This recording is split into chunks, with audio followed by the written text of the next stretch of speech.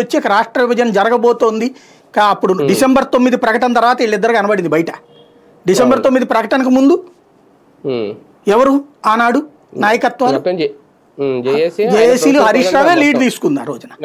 అట్లాంటి హరీష్ రావును దొంగం చేస్తుంది ఇవిడ. ఎందుకంటే మనం ప్రత్యక్షంగా చూసాం ఈ ఉద్యమం ఏంటి, దాని స్వరూపం ఏంటి అన్నటువంటిది.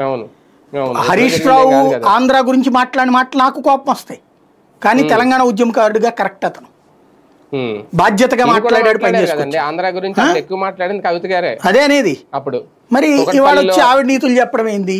బేసిక్ గా గో బ్యాక్ అని బోర్డులు పెట్టించారు అప్పుడు.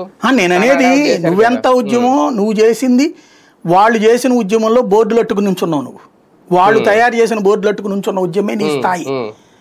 బట్ హరీష్ రావు ప్రాణాలకి తెగించి ఉద్యమం చేశాడు.